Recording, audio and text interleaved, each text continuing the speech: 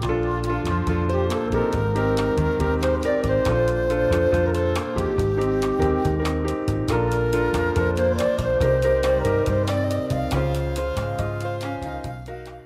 a todos e todas, este é o Seminário Virtual do IRID, uma iniciativa do Instituto de Relações Internacionais e Defesa da Universidade Federal do Rio de Janeiro, coordenado pelas professoras Daniele Dionísio e por mim, Larissa Rosevics. Hoje o debate será sobre as organizações internacionais e a pandemia. Desde a eleição de Donald Trump para presidente dos Estados Unidos, o modelo multilateral de negociações internacionais que permitiu a proliferação das organizações internacionais pós-Segunda Guerra Mundial, vem sendo desacreditado pela liderança estadunidense. A saída dos Estados Unidos da Unesco foi acompanhada de graves acusações de que a instituição seria anti-Israel. E, em meio à pandemia instaurada, Trump decidiu cortar a ajuda para a OMS. Em outras instituições internacionais, como a OMC, a perda de centralidade das negociações comerciais internacionais pode ser percebida desde o início do século XXI, com a proliferação dos APCs e a dificuldade em avançar com a rodada Doha. Contudo, as organizações internacionais promovem espaços de debate fundamentais para a articulação de ações coletivas no sistema internacional, especialmente em temas de interesse global, como a pandemia. Seus institutos de pesquisa e a capacidade de coleta de dados e sintetização de informações globais da doença podem possibilitar a superação mais rápida e eficiente da crise. Para tratar das organizações internacionais e a pandemia, contamos com a participação dos professores Elídio Marques, professor do IRID e pesquisador da área de Direitos Humanos, Tauan Santos, professor adjunto do Programa de Pós-Graduação em Estudos Marítimos da Escola de Guerra Naval, e Charlotte Bach, professora da Universidade Federal Rural do Rio de Janeiro e membro da Associação Brasileira de Juristas pela Democracia. Agradecemos a todos os estudantes e professores dos cursos de Relações Internacionais e de Defesa e Gestão Estratégica Internacional da UFRJ, que enviaram suas contribuições para a nossa conversa, e aos professores aqui presentes que se dispuseram a vir para o ambiente virtual discutir um tema central para os estudos internacionais. Para começar, eu peço que cada um dos professores se apresente, façam as suas primeiras impressões sobre o tema. Eu vou pedir, então, que o professor Elídio inicie, tudo bem? Tá, e aí a gente segue com o professor Tauan e a professora Charlotte. Tá, ok. Boa noite, professoras, professor, uma satisfação. Minha saudação a essa iniciativa tão importante nesse momento em que, mais do que nunca, o debate é necessário e precisa seguir. Eu sou professor do IRID e acabei de assumir, depois de vários anos, uma expectativa que eu já tinha, acabei de assumir a disciplina de organizações internacionais e ainda não pude realizá-la, né, porque o nosso semestre foi interrompido. Eu vou, a partir desse lugar, sobretudo, me preocupar em procurar levantar alguns pontos que sejam bastante voltados para o aluno graduando de Relações Internacionais, sobretudo aquele que não está, né, iniciado nos debates mais avançados sobre o tema, né? Então, eu vou procurar fazer levantar alguns pontos com essa preocupação. Eu acho que a primeira coisa importante é a gente chamar atenção para o que é a realidade das organizações internacionais. Às vezes o graduando de Relações Internacionais ele entra no curso com uma visão também muito idílica, muito otimista, né? Sobre as organizações internacionais, como se elas fossem coisas enormes, superpoderosas e capazes de resolver todos os problemas do mundo. E, em geral, a gente tem que fazer o papel um pouco antipático de desiludi-los um pouco no sentido de dizer, olha, as organizações internacionais são estruturas que, na verdade, são bastante modestas. Eu sempre faço o desafio e a sugestão de que os estudantes investiguem, por exemplo, o orçamento das organizações internacionais, a dimensão de pessoal dessas organizações em comparação com estados, os mesmos estados de médio porte, né? A maioria vai se surpreender descobrindo que são orçamentos e são estruturas bastante pequenas. Então, de onde vem a importância dessas organizações, né? Sobretudo na capacidade de fornecer dados, né? Como a Larissa destacou na apresentação, fornecer dados minimamente confiáveis, que se tornam parâmetros minimamente confiáveis, fornecer espaços de discussão no âmbito internacional e fornecer uma certa capacidade, a partir daí, de parametrizar políticas públicas, né? Então, me parece que a gente tem políticas públicas internacionais e políticas públicas internacionalmente parametrizadas, né?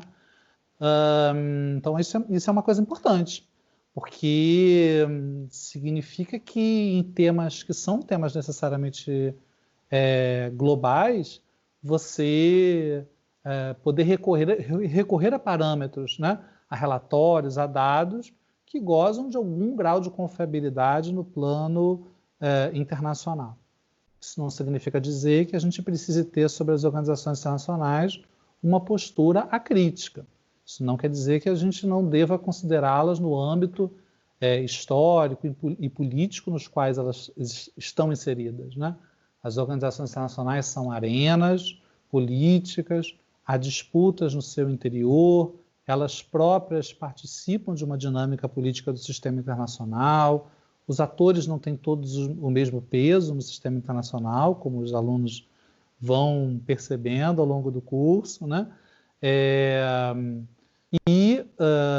Essas disputas e essas dinâmicas políticas, elas se expressam também na posição das organizações que lidam com outras organizações, que lidam com um cenário que não é totalmente dominado e controlado por elas próprias, né? E aí eu queria chamar a atenção para uma coisa, para fazer esse debate contemporâneo, né? Queria chamar a atenção para o fato de que a gente está num cenário de transição. A gente está num cenário em que o sistema internacional que saiu do pós-guerra, do pós-segunda guerra, no qual esse desenho de organizações internacionais se estabeleceu, num cenário em que os Estados Unidos eram uma grande potência hegemônica, a gente não consegue compreender a criação desse sistema de organizações internacionais fora desse cenário. Ele passou por várias fases, né? Então, essas organizações aparecem num contexto de hegemonia norte-americana, elas próprias se tornam palco de uma parte da contestação a essa hegemonia americana que vem dos novos estados, da pós-descolonização, se tornam arenas muito mais contraditórias e de muito mais disputa e discussão. Essas organizações internacionais, inclusive a própria ONU, elas passam, essas organizações, pelo quadro do fim da Guerra Fria e talvez hoje estejam enfrentando ainda um novo cenário de uma transição incerta e para o incerto, em que talvez aquele desenho e aquela hegemonia americana afirmada no pós-segunda guerra possa estar em transição para uma outra configuração do poder no sistema internacional. Então, me parece que a discussão que a gente deve fazer, na minha provocação para quem se interessar por esse tema a partir de agora, é que é necessário, qualquer discussão, ela precisa ser situada nesse contexto, que é o contexto da evolução do sistema internacional no quadro novo que a gente tem. Tentando ser bem rápido sobre questões que nos provocaram, né? Muitos alunos perguntam sobre qual o papel que as organizações internacionais podem ter nesse cenário que nós temos hoje, né? Eu acho que, primeiro, a gente deve ter em mente isso que eu falei no início, né? São estruturas bastante limitadas, mas com grande capacidade de fornecer dados fiáveis. A gente tem visto aí o papel fundamental que a OMS tem tido nesse sentido, e de informação confiável. No entanto, eu queria chamar a atenção para uma coisa muito importante do meu ponto de vista, é que quando a gente fala em organizações internacionais frente a uma crise pandêmica como essa, a gente não está falando só da OMS. Cabe a nós observar, questionar, discutir qual o papel que o conjunto e cada uma das mais importantes organizações internacionais está tendo nesse contexto. Então, qual é o papel, quais são as políticas, qual é o programa, o que o FMI, o Banco Mundial, a Organização Mundial do Comércio, né, as grandes organizações aí da coordenação na área econômica, o que as organizações regionais, o que a OEA, enfim, essas organizações, como é que elas estão lidando com esse tema e com esses desafios, né? Então, isso me parece extremamente importante de ser observado, né? E a gente ter uma visão mais ampla sobre o tema e não apenas discutir a atuação de uma organização que tem um papel específico fundamental nessa área, que é a OMS. Muitos alunos também colocam a questão nessa área acerca da política externa brasileira nesse contexto. Não é uma área de trabalho, de observação minha, mas eu queria frisar um ponto que me parece fundamental, é de que a política externa é uma política pública, específica, mas fundamental de ser discutida e escrutinável num regime democrático. Portanto, e esse é o desafio que as democracias têm colocado para si há muito tempo, né? A política externa, com toda a sua tecnicalidade, com toda a sua especificidade, tecnicidade, né?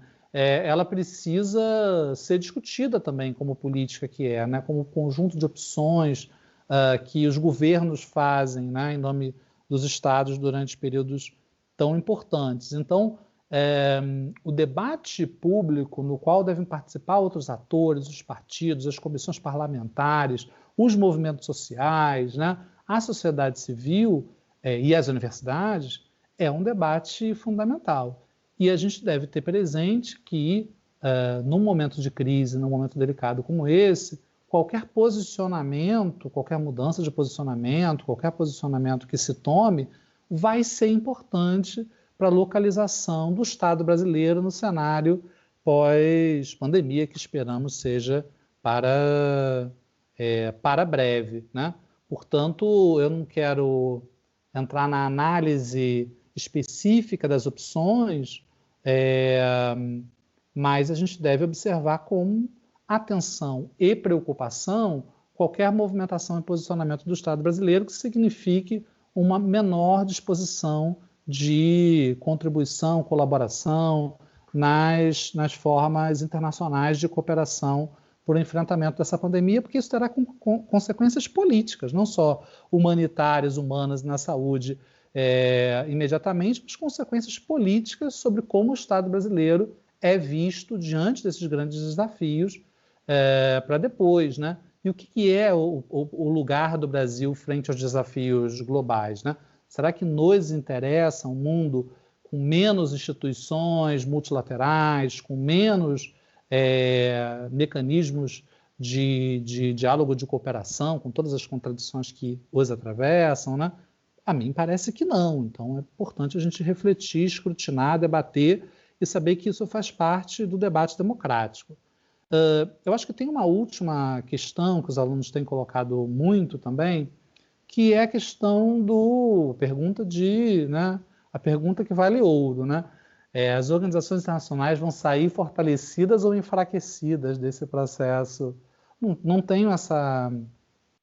Não quero fazer uma aposta de prognóstico sobre isso. Me parece que é uma disputa em aberto. Aparentemente, há dois caminhos colocados, né? E esses dois caminhos colocados são, de um lado, de fortalecimento dos espaços multilaterais e, de outro lado, fortalecimento de um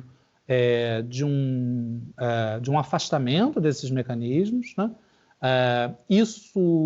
Essa saída, né, menos multilateral, ela já tem sido propugnada, inclusive nos Estados Unidos, e por governos de diversas partes do mundo nos últimos anos, né? Tem sido um traço de forças políticas que tem ascendido nos últimos anos, mas eu acho que a questão para nós é de que a pandemia trágica que é, tragédia que é, vem nos lembrar que habitamos todos o mesmo planeta e que temos desafios que são desafios comuns, né? No campo ambiental, como já sabíamos, no campo da saúde, como estamos sendo relembrados agora, e, sobretudo, se a gente for pensar, como eu disse, do ponto de vista de um país como o Brasil, que não é uma superpotência nuclear, que não é uma superpotência política, que tem que tem uma capacidade de influência, recursos de poder importantes, mas do ponto de vista de um país como o Brasil, o que nos interessa, né? É o fortalecimento ou o enfraquecimento de quais instituições, também não é só das instituições internacionais, sim ou não, né? Mas de quais, de como, né? De por que caminhos. E acho que isso também passa é atravessado por uma outra questão com a qual eu queria finalizar, né? É que não são só os estados que são atores interessados num cenário como esse. A gente está falando de uma situação que é um drama humano, né? E que atinge profundamente e diretamente as pessoas. E as grandes decisões políticas no âmbito internacional afetam as pessoas, né? E existe uma larga discussão há muito tempo sobre o déficit democrático das organizações internacionais, né? Então, cabe também a gente fazer a discussão não apenas se elas vão se fortalecer, se elas devem se fortalecer ou não, né? E qual deve ser o papel dos estados nelas, mas eu acho que também tem a grande questão acerca do caminho, que é o da participação da sociedade civil internacional, dos movimentos sociais, dos sujeitos diretamente atingidos pelas políticas que são coordenadas e que são induzidas por essas organizações internacionais, né? Quer dizer, o aspecto humano, né? O aspecto das pessoas que estão por baixo desse complexo sistema de poder, no qual as organizações internacionais têm um complexo papel, né? De serem ao mesmo tempo arenas, de serem atravessadas por instrumentos de poder e por disputas, não serem seres santos, né, e sagrados acima da realidade da vida da política, mas com algum potencial, me parece, melhor do que o do isolamento total dos estados, de serem lugares em que a humanidade possa discutir problemas comuns e saídas comuns também. E eu espero que a gente saia dessa crise com uma consciência mais agudizada acerca da necessidade da participação coletiva, internacional, nos processos de formulação, de tomada de decisões. Mas eu sei, e tenho o realismo mínimo de saber, que existem muitas tensões e muitos riscos de ser aproveitado dessa crise, ser aproveitada no sentido contrário, no sentido da diminuição dos direitos, da diminuição das autonomias, e esse é um perigo que a gente precisa ter muito em atenção e ter muito olho em cima do que está acontecendo em várias partes do mundo. Por último, eu diria isso, que ao final dessa crise, todos os atores políticos, inclusive as organizações internacionais, vão ser avaliadas também sobre o que fizeram durante ela, né? Então, não é só o OMS, o que o FMI, o que o Banco Mundial, o que a Organização Mundial do Comércio, todas essas organizações estão fazendo para dirimir os efeitos e para atender os interesses da maioria da humanidade que tá ameaçada por essa pandemia. Então, acho que é isso.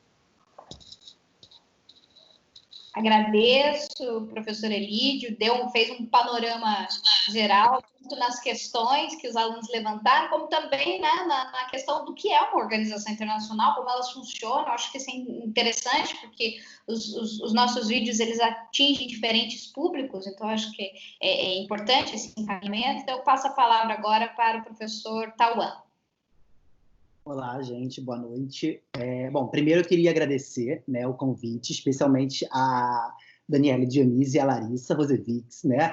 Enfim, amigas minhas já de alguns anos, desde a época que eu fui professor substituto do DG, e nem existia IRID naquela altura. Então, fico muito feliz, né, de voltar agora aqui e seguir contribuindo com o atual instituto, né? Bom, antes de eu começar propriamente, né, eu só queria deixar 2 pontos claros, né? O primeiro deles é que, assim, eu estou falando como professor e pesquisador, né? Eu não estou representando aqui a minha instituição, Eu atualmente sou professor do programa de pós-graduação de Estudos Marítimos da Escola de Guerra Naval, que é a Escola de Altos Estudos da Marinha do Brasil. E lá eu atuo, né, na minha área inicial, por assim dizer. Eu sou professor de economia, minha formação é de economia, muito embora, né, quem me conhece saiba que eu sempre transitei entre a economia e a política internacional, IRI, e daí eu não consigo sair mais, né? Então, realmente, eu acho que a minha contribuição, até por eu não ser, né, do direito, né, assim como os demais convidados, eu vou contribuir um pouco mais para o lado da economia. E no que se refere especificamente à perspectiva das organizações internacionais, eu vou propor um olhar, né, ora das instituições mais do mundo da seara econômica, ora daquelas com recorte regional, em particular da América do Sul, que é uma tradição de pesquisa que eu faço, né, enfim, desde mestrado e doutorado, estudando integração na América do Sul, né? Um outro ponto, assim, só para deixar bastante claro, eu não sou especialista em pandemias, né? Enfim, eu trabalho com economia, com relações internacionais, e todo mundo hoje está tendo que sair um pouco da zona de conforto, né? Para entender como é que isso impacta nossas pesquisas, nossos temas. Então, é realmente assim, um olhar de quem tem trabalhado. Já estou pelo menos aí uns 2 meses, né, redirecionando a minha pesquisa, já saíram alguns artigos meus sobre esse assunto, então me sinto um pouco cômodo de falar aqui após algumas pesquisas que eu tenho já conduzido, né? Pois bem, eu vou aproveitar, obviamente, né, um pouco da fala inicial do Elidio, né, para eu poder já otimizar o tempo, né, e somente mesmo apresentar assim alguns pontos iniciais. Eu não vou já responder as perguntas para poder ter o debate em seguida, né, mas mais para eu poder pincelar alguns tópicos que eu acho que vão ser relevantes na minha fala, né, e se porventura eu não conseguir detalhar nas questões, pelo menos eu já mencionei antecipadamente, né. O primeiro deles, eu acho que o Elidio comentou bem, né, a gente tem que, sobretudo considerando, né, um público de estudantes de graduação, em relações internacionais ou em defesa, por exemplo, né, que não estão tão familiarizados com o jargão da área de relações internacionais, ou mesmo, né, as próprias instituições e organizações internacionais, é importante a gente perceber que, diante dessa conjuntura, a gente percebe realmente as limitações que existem na prática a essas OIs, né, a essas organizações internacionais. Então, muito diferentemente daquela proposta tradicionalmente, né, dos manuais, dos livros, né, que vai ser muito ancorada em discussão institucional, mesmo normativa, né, que constitui essas instituições, né, a gente vai começar a perceber que, na prática, e diante do desafio que a pandemia coloca, né, aos diferentes atores, a gente consegue, de fato, perceber as limitações, e eu espero, de fato, que esse seja um grande aprendizado, né, pós-Covid-19. A gente realmente entendeu como que muitas dessas organizações seguem stuck, né, enrijecidas, né, assim, presas a um passado histórico, né, que eu acho que o Elidio comentou muito bem, que não traduzem a atual conjuntura do sistema internacional e não dão indícios de incorporar a transição em curso, tá? E aí, quando me refiro à transição em curso, eu não ser otimista, não quero desacreditar o papel das instituições, das OIs, mas eu quero evidenciar na minha fala, né, que há transições de diferentes facetas, por assim dizer, né? Eu vou citar apenas algumas aqui, né, para já passar para a Charlotte, depois a gente entrar nas perguntas propriamente, mas eu queria só dizer que a transição, ela evidencia, primeiro, essa limitação das OIs, né, esse engessamento estrutural que eu já mencionei do sistema, e o quão assimétrico é todo esse cenário. E quando eu me refiro a assimétrico, eu me refiro à assimetria entre o papel dos diferentes atores da seara internacional. Então, por exemplo, os estados, né, as próprias organizações internacionais, o papel que a sociedade civil tem, né, e mesmo a assimetria dentro dos próprios estados, ou seja, o fato de que a crise ela evidencia uma assimetria no sistema internacional, mas ela também revela o impacto assimétrico que essa crise tem dentro dos próprios países, afetando de maneira distinta níveis de renda, temas como gênero, por exemplo. Eu vi que até uma das questões foi sobre a UN Women, né? Então, o papel que a ONU Mulheres tem, por exemplo. Então, como que a crise ela afeta muito assimetricamente a alta renda, a baixa renda, aqueles que podem, como nós, muitas vezes fazer home office e não se expor na rua, aqueles de mais baixa renda que precisam estar porque trabalham no setor de serviços ou no setor de saúde e que não tem essa opção, por exemplo. Então, a assimetria, eu acho que é um termo-chave da minha fala. E acho que quando menciono, né, a transição, e aí já mesmo fechando a minha apresentação assim, né, dos temas que eu pretendo discutir, né, eu me refiro a uma transição de diferentes facetas, tá? Eu falo de uma transição, de um cenário em transição, aproveitando, né, a fala do Elídio, numa transição do próprio sistema internacional, então questionando, né, as 5 grandes potências hegemônicas, né, que ainda estão ali, né, refletidas, por exemplo, num Conselho de Segurança das Nações Unidas, por exemplo, refletindo um período completamente anacrônico, se a gente for olhar, né, desde o século XXI, por exemplo, uma transição no cenário político, então o próprio questionamento acerca da ONU, dos Gs da vida, né, G5, G isso, G20, os Gs todos, né, da própria OCDE, uma transição em matéria econômica, então reformulando, né, e propondo a gente da academia repensar o próprio papel do Fundo Monetário Internacional, do FMI, da OMC, da Organização do Comércio, Mundial do Comércio, quais são as respostas que ela vai propor? Será que vão ser aquelas enrijecidas lá dos anos 40, que foi, por exemplo, a resposta que ela propôs há uma década praticamente, né? Quando da crise do subprime, do livre comércio, do não protecionismo, né? Ou seja, evidenciando que ela realmente está engessada, né? Qual é a resposta que o Banco Mundial, e eu peguei alguns dados para apresentar para frente, tem dado, né? Uma transição energética, eu acho que isso é importante colocar, né? E nós temos organizações internacionais que lidam com o tema, é o caso da IEA, da Agência Internacional de Energia, é o caso da IRENA, Agência Internacional de Energias Renováveis, né?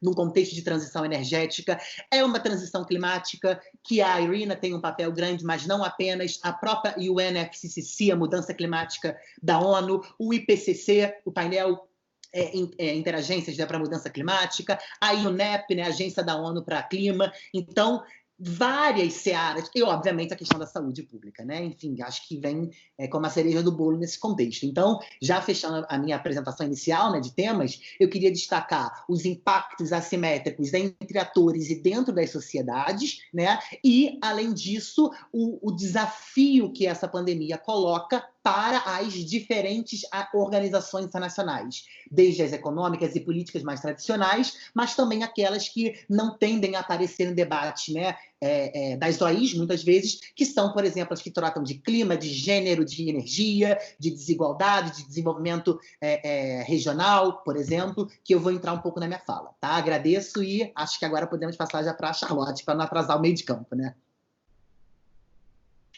Obrigada, Tauan. Então, por favor, Charlotte. Boa noite a todas e a todos. Queria agradecer muito o convite para estar aqui nessa discussão. Parabenizar a Dani e a Larissa pela organização desse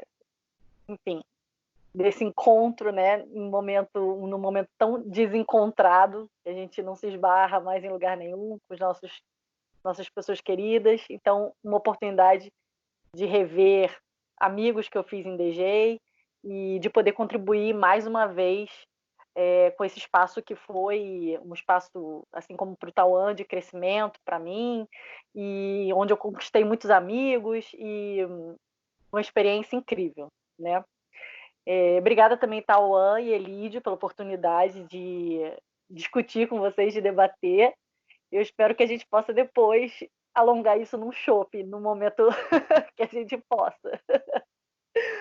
Mas, então, eu acho que as duas falas que a gente teve antes, né, dessa minha apresentação, também não quero me alongar muito,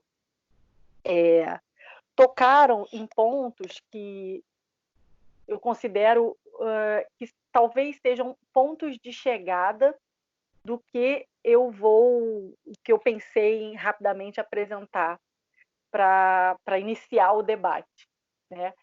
O Elídio falou sobre a desromantização, se é que a gente pode falar isso, né, das organizações internacionais, mas também da importância das organizações. Não podemos simplesmente abrir mão desse espaço de discussão, um espaço de coleta de dados, né, e de também uma capacidade grande para criar métricas públicas, né, e tentativas de unificar, né, um mundo tão, talvez, diferente, tão assimétrico. E o Tauan, também nessa linha, né, nos fala sobre esse cenário de transição, que é um cenário que impacta de forma completamente assimétrica todos nós, todos os estados e as organizações também. Mas como eu, né, com a minha formação no direito, e depois, assim como eu também, a gente tenta fugir do direito e ele pega a gente de novo, ele tenta fugir da economia e pega ele de novo. Então, dentro desse meu questionamento sempre sobre meus próprios pressupostos, né, de tudo que a gente tem estudado, eu acabei no meu doutorado indo para a ciência política, porque do direito para a RI, e eu acho que a minha saída era a ciência política. Ou seja, colocar em questionamento o pressuposto, colocar em questionamento a base. Baseado em que esse sistema internacional que a gente tem hoje foi constituído? Quais são as narrativas que constituíram esse sistema internacional hoje? Quais foram os princípios econômicos, sociais, culturais, antropológicos, sociológicos, epistemológicos que constituíram o nosso sistema atual? Pensando nessa linha, e aí eu acho que a gente tem um momento histórico que é difícil a gente passar por momentos históricos, né, tão relevantes, porque a gente fica numa ânsia de análise, mas, ao mesmo tempo, também temos a oportunidade de experimentar os mais diversos caminhos. Eu acho que as ciências sociais têm um papel importantíssimo nisso.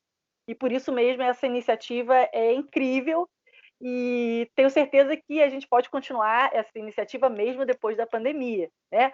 Falando sobre outros assuntos e sobre também a pandemia e as nossas previsões, se foram acertadas ou não.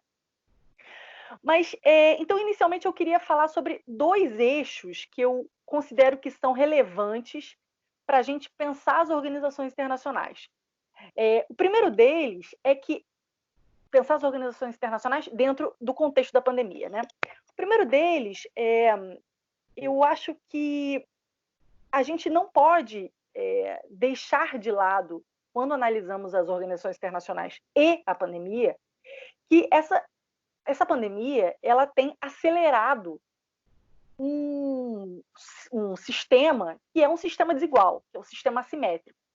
Acelerado um sistema que é baseado num discurso neoliberal, um discurso com padrões e racionalidades neoliberais, né, individualistas, e, enfim, que todos nós conhecemos e compartilhamos, né, diariamente com as nossas escolhas de vida, com as nossas escolhas políticas, né? Sabemos que esse discurso é um discurso bastante complicado, especialmente em países do Sul, né, do Sul global. E, obviamente, o Sul global não é necessariamente o Sul do mundo, mas sim um espaço político, econômico, epistemológico, cultural, de franja, de espaços que estão fora do centro. Então, temos Sul também no norte. Mas nós falamos do Sul, literalmente Sul, né? Talvez nós falemos do norte do nosso Sul, de Rio e São Paulo, né? Que seria o espaço mais talvez hegemônico, por assim dizer, do nosso país. Então, em primeiro lugar, eu acho que a gente tem que falar sobre essa aceleração do padrão e das práticas do neoliberalismo. A gente não pode deixar de observar que o neoliberalismo ele sempre foi pautado, e aí nas diversas fases, desde o início desse pensamento liberal, que foi depois da Segunda Guerra Mundial, depois com esse retorno, como bem falou o Tauan, sobre os anos 80, né, esse discurso que de fato foi o grande boom do consenso de Washington, né, da Escola de Chicago, como que nesse espaço a guerra é muito importante. E aí as relações internacionais acho que tem uma relevância gigantesca. Como que essa narrativa de guerra, essa narrativa de militarização da vida, da política, ela também está inserida no discurso do combate ao vírus. Né? O Sarkozy, olha a pessoa. O Macron falou, estamos em guerra, ele falou claramente isso. Né? E vários dos discursos que a gente tem ouvido são cenários de guerra, realmente. E como que o neoliberalismo, como que as instituições que foram forjadas dentro desse discurso do neoliberalismo têm combatido essa pandemia? Reforçando as premissas dessa militarização, de tornar tudo isso da naturalização da guerra. E aí eu acho que a gente não tem como não pensar na doutrina do choque, da Naomi Klein, que, claro, ela fala sobre intervenções humanitárias, mas nós estamos também tendo uma questão humanitária no mundo inteiro. Então, temos também espaços de intervenção humanitária, e aí a gente pensa intervenção entre aspas, e humanitária também, de novo, entre aspas, em nome da saúde, em nome de um direito humano. Né? E trazemos o falso dilema da economia entre economia e saúde. Que dilema é esse? Eu posso estar errada, mas o Tauan pode até depois me corrigir. A economia somos nós. A economia são as pessoas. A gente não pode separar a economia das pessoas. E aí, de um direito humano como a saúde. Então, em nome desse direito humano, a gente tem a justificação de todos os tipos de procedimentos que o neoliberalismo traz. Como, por exemplo, cerceamento de direitos, controle de populações, privatização dos espaços públicos, ajuda robusta aos bancos, que foram os primeiros a serem ajudados, antes mesmo dos R$600, que não significam praticamente nada para as famílias, né? Não tem uma capacidade de compra no Brasil, pelo menos nenhuma, os R$600. Os bancos foram imediatamente injetados, o dinheiro foi injetado diretamente nos bancos. E esses bancos hoje estão dando crédito para famílias e empresas, e pequenas e médias empresas, se endividarem e ganharem, lucrarem ainda em cima especularem em cima desse mecanismo de empréstimo. A gente também tem os mecanismos de austeridade fiscal e a própria precarização do trabalho, que também está na base desse sistema neoliberal. Então, essas medidas, na minha concepção, acho que elas vêm reforçar o espaço de atuação do neoliberalismo. E a consequência é a naturalização da violência como forma de fazer política. E aí a gente vê por que nesse momento tantos governos autoritários, populistas, se é que a gente pode chamá-los assim, ascendem no cenário internacional. A desumanização, por assim dizer, como política, ou a necropolítica, que o Membe muito bem descreve e nos apresenta. Essas políticas sociais, essas políticas econômicas, elas são claramente desiguais, excludentes, racistas, misóginas, predatórias com a natureza, com os outros seres humanos. E as organizações internacionais estão inseridas nesse mundo, no mundo em que a gente tem o predomínio de um discurso de necropolítica. Né? E o segundo eixo que eu gostaria, e aí a gente fecha também essa nossa primeira apresentação, seria, nesse contexto, como que as organizações internacionais e as nossas organizações nacionais estão lidando com isso. E eu estou sendo bastante pessimista. Eu acho que a gente tudo isso tem demonstrado uma falência dos nossos modelos. Uma falência dos nossos modelos econômico, do consenso de Washington, que não foi capaz de promover desenvolvimento, não foi capaz de promover crescimento econômico de forma simétrica, né, com distribuição a todas as pessoas. A gente tem visto que as organizações internacionais também, nesse contexto, estão tendo dificuldade de gerir os comuns, né, o que a gente pode chamar de bens comuns, a saúde, a economia, a circulação de pessoas, e aí a gente coloca também os mecanismos de integração regional, não só as organizações internacionais gerais, mas também os mecanismos de integração regional. Essa falência das organizações internacionais, óbvio que ela é dúbia, porque ao mesmo tempo que a gente não pode deixar de festejar a importância da OMS e o seu papel muito preponderante nessa crise, a gente também vê que a OMS tem sido alvo de críticas por parte dos mais diversos governos, não recebe mais financiamento dos Estados Unidos, o que é um absurdo completo, e a própria OMS, que é um espaço de discussão de conhecimento farmacêutico e de laboratório, não foi capaz, não tem sido capaz de fazer com que esse conhecimento seja distribuído pelo mundo. Nós temos países na África, países na Ásia, que não conseguem atingir, né, não conseguem atingir um número mínimo de testes, porque os laboratórios simplesmente não liberam as substâncias, não chega ali o teste naquele espaço territorial. O Haiti, por exemplo, é um país que hoje tem uma dificuldade enorme de fazer testes, então não sabemos se quem está contaminado, se tem alguém contaminado ou não, né? Então, existe uma falência, talvez nesse mecanismo de gerir o sistema internacional. E, além disso, essa falência também é escancarada no interior dos países, e aí eu concordo plenamente com o Tauan. Eu acho que a gente está escancarado, está na nossa cara que as desigualdades, e aí a pandemia, com impactos desiguais em todos os níveis sociais, as desigualdades elas sempre estiveram aí, mas agora elas vieram à tona. Mulheres que estão, né, sempre que tem esse fardo do cuidado, que são as principais profissionais da saúde, né, que têm sofrido violência doméstica, populações de rua, populações da periferia, migrantes e por aí vai. Populações ribeirinhas, populações de mineração. Hoje saiu até uma matéria da Eliane Brum, a coluna dela sobre o alto nível de suicídio entre os jovens em Altamira.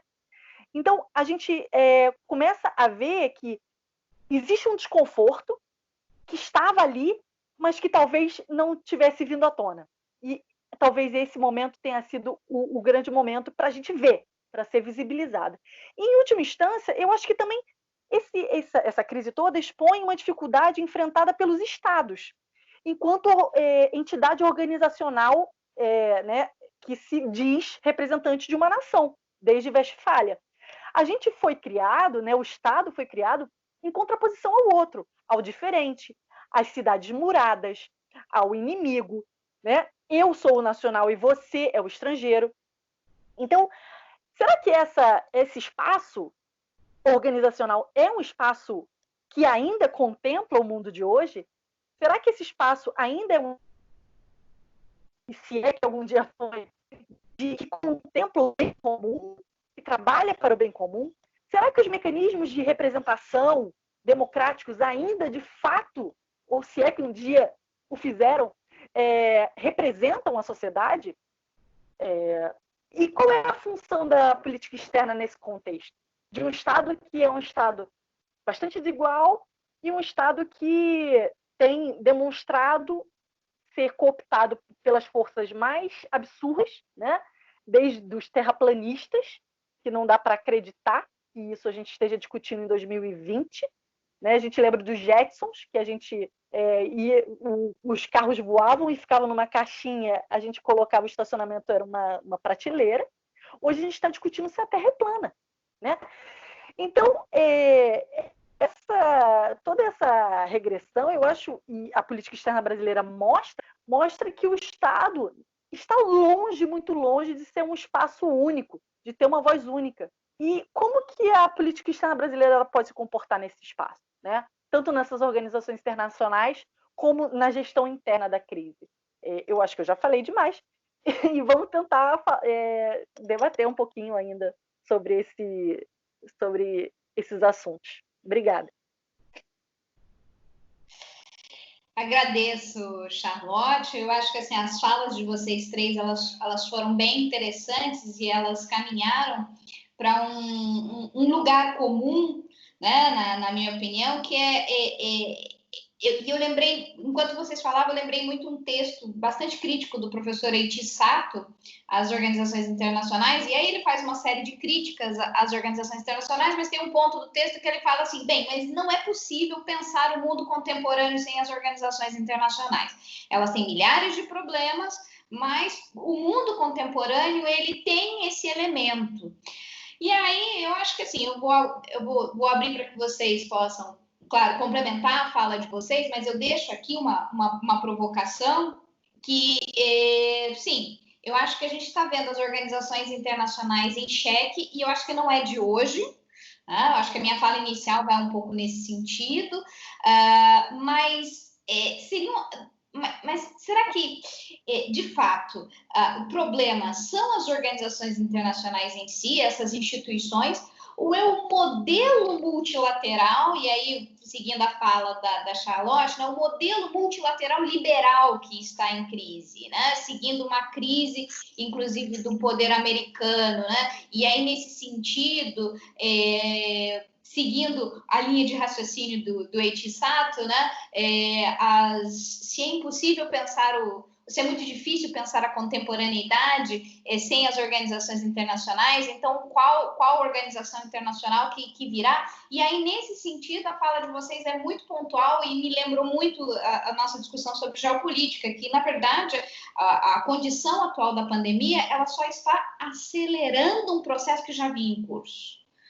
Então, nesse sentido, eu vou passar a palavra ao professor Elídio, a gente segue a mesma ordem, é o professor Elídio, o professor Tauan e aí a professora Charlotte, sabendo que eu acho que talvez o professor Elídio precise sair um pouquinho antes da nossa conversa, porque ele tem um outro compromisso online, né? Já deixo aqui, então, eu vou passar a palavra ao professor Elídio, já deixo, inclusive, o meu profundo agradecimento pela participação aqui conosco, né? Então, eu passo a palavra para o Elídio.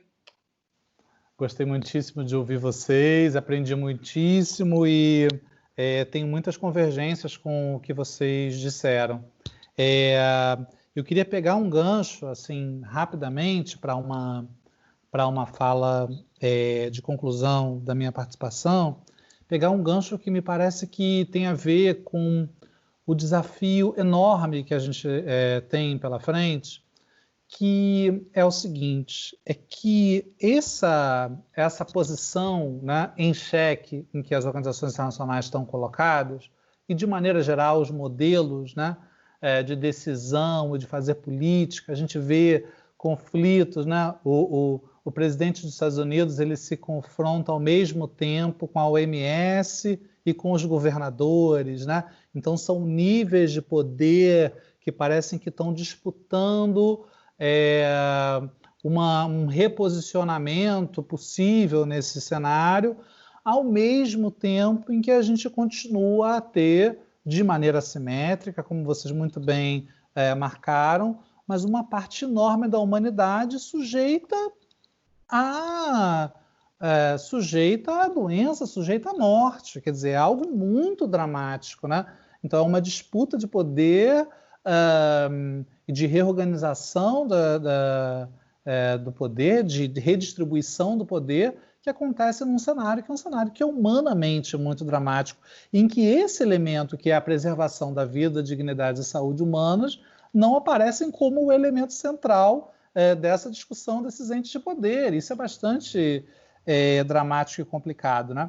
Eu queria deixar um gancho assim, para as nossas preocupações. Eu espero muito que essas conversas elas continuem acontecendo e voltem a acontecer presencialmente, né? Mas um gancho que eu puxo um pouco do debate das questões políticas internas. Eu tenho o meu grupo, enfim, os meus orientandos, eles têm se voltado para o tema da ascensão das forças antiliberais, de extrema-direita, em vários países do mundo, né? E é muito impressionante, apesar das inúmeras diferenças, os elementos de comunicação que você tem entre esses fenômenos acontecendo na Hungria, mas também na Índia, né? Em lugares da Ásia, não só nos países centrais, né? Várias manifestações na América Latina, né? E um elemento que nos aparece muito nessas pesquisas, nessas primeiras abordagens assim, sobre a trajetória dessas situações, dessas tendenciais reconfigurações políticas, né, que ainda não são completas, né, na maioria dos casos, um elemento que aparece muito é um elemento em que essas propostas de afastamento do legado liberal, de afastamento da lógica dos direitos, da democracia e tudo isso, aparece por sobre a falência do sistema anterior, por sobre a falência das instituições anteriores no que se refere ao atendimento das expectativas das populações, que acabam sendo levadas, né, e acabam se convencendo dessas saídas regressivas de que a professora Charlotte nos falava. Então, me parece que no plano internacional, com todas as mediações, nuances e diferenças que possam existir, no plano internacional, quando a gente aponta esses limites e esse esgotamento desse modelo de organização institucional do pós-guerra, me parece que a gente tem um enorme desafio, que é o de construir saídas que sejam mais humanas, mais democratizantes, mais capazes de atender às necessidades, aos anseios das maiorias da população do mundo. Porque vai existir um discurso que também vai colocar esse mesmo sistema institucional em causa e vai propor a sua substituição por versões mais fracas, isso já está colocado, né? Ou até mesmo, eventualmente, futuramente, pelo desaparecimento desse nível de articulação. Então, eu acho que é um mundo muito desafiador. Porque é isso, né? A gente precisa de soluções, digamos, que sejam progressivas, né? No que se refere a direitos, liberdades e dignidade humana, parte desse pressuposto, e não de soluções que sejam regressivas, como muitas vezes tem se apontado.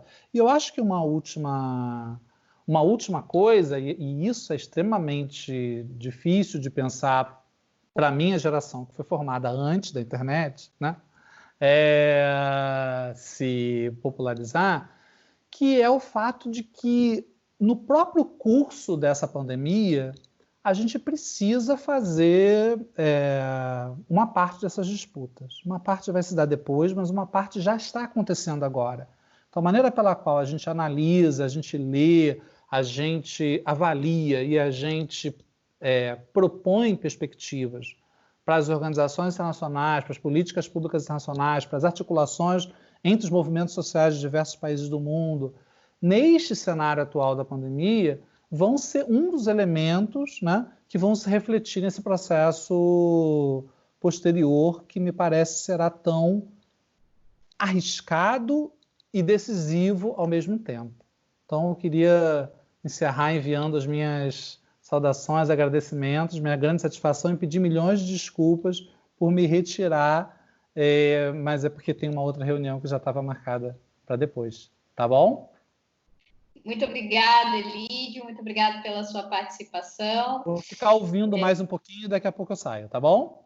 Tá ótimo, tá ótimo. Vou passar a palavra, então, para o Tauan. Bom, eu vou trazer alguns pontos, né? Assim, eu vou aproveitar um pouco do que a Charlotte comentou, né? Até agora, aproveitando que não está só eu e ela, até para ver se a gente consegue já agora se cutucar para ver esse debate, né? Eu achei bacana alguns pontos que a Charlotte comentou, até tomei nota aqui para eu poder, a partir daí, seguir, né? A Charlotte comentou a questão da narrativa da guerra, né? E eu, bom, hoje numa escola de guerra, né, naval, não tive como não levar isso em consideração, porque de fato tem me chamado muita atenção da mídia, né? E assim, esse é um hábito que eu não tinha, né, de ver televisão assim, né, com assiduidade, até porque eu não estava em casa com a disponibilidade que eu estou atualmente, né? De ver como que de fato a discussão de natureza de saúde, né, de saúde pública, ela tem inclusive utilizado de um jargão tradicionalmente associado a conflitos bélicos, né?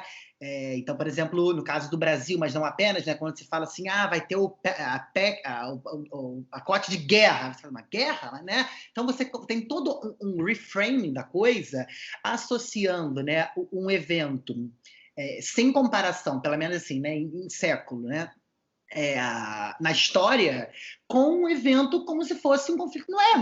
Não tem a mesma natureza, né? E aí, enfim, eu não sou da área da comunicação social, mas eu também não sei até onde, né? E, enfim, eu acho que a comunicação social tem sido muito fundamental nesse momento, né? Até para poder ir na contramão de discursos que negam a relevância das medidas, ou negam a complexidade, ou mesmo a urgência, né, da questão, da necessidade de ficar em casa, de isolamento, etc. Mas até onde também esse tipo de jargão, né, que associa a pauta à guerra, não fragiliza também, ao mesmo tempo, o objetivo fim, né? Que é de banalizar, né? De tornar uma coisa um senso comum, né? É só mais um. Não é só mais um, né? É algo novo, é algo inédito, ninguém sabe, stay home, e é isso, né? Na medida do possível, essa é a grande solução que nós temos no momento. Então, gostei muito desse ponto da Charlotte, né? Até porque, na verdade, a gente está falando agora, né, de um momento que trata de bens públicos, né? A gente, na ciência econômica, fala muito disso, né? Bens públicos, eles são bens atípicos, né? Você não está tratando de um bem comum, você não está falando de uma venda de armas, de uma compra de laranjas, de venda de armas ou de commodities. Não, né? Bens públicos, eles têm particularidades, né? E tanto a saúde quanto a segurança são exemplos de bens públicos, né? Então, realmente, me causa um estranhamento, né, a narrativa de padronizar e de tornar algo comum, common sense, quando na prática a gente está lidando com algo inédito, né? Por assim dizer, né? Ainda pegando da fala da Charlotte, né? E aí eu vou trazendo dados, porque eu fiz um tanto de pesquisa e quero apresentar esses dados ainda, né? Eu anotei aqui a questão do trade-off, né, que tem sido colocado muitas vezes entre saúde e economia, né? Isso é de um erro, assim, dramático, né? Realmente, quando a Charlotte coloca, né, que a economia somos nós, é isso, né? Eu canso de brincar, né? Meus alunos, ex-alunos já me ouviram pelo menos uma vez na vida falar isso, assim, né? Quem são os mercados? Somos nós, né? Então, a gente, na ciência econômica, no mundo financeiro, etc., né, a gente tende a tirar esse caráter social, despersonificar os eventos, né, e torná-los, muitas vezes, algo quase que autônomo, automático, né, assim, autogerido, né? Faz até pensar na referência à mão invisível, né, que frequentemente é associada a Adam Smith, né? E aí, pasmem, isso é uma coisa de 1776. Então, assim, né, não trago essa data em vão, é realmente para a gente pensar que não, na prática não é bem assim, né? Não existe esse trade-off, não é ou uma coisa ou outra, né? No momento atual, salvar vidas vem à frente, porque, inclusive, diversos estudos que já há, né, de outros casos, né, de saúde pública, não, claro, Covid, né, porque é novo, mas outras experiências passadas mais no século XX, mostram que realmente, né, políticas que foram levadas a cabo no que se refere olhando especificamente à saúde pública, a salvar vidas, etc., fez com que esses mesmos países conseguissem retomar no pós-crise, né, de maneira muito mais rápida e imediata. Óbvio, né, porque o desastre e os impactos adversos foram muito menores, né? Então, assim, quero realmente ratificar esse ponto que a Charlotte comentou, né, de a gente não insistir nesse discurso, né, de ou uma coisa ou outra.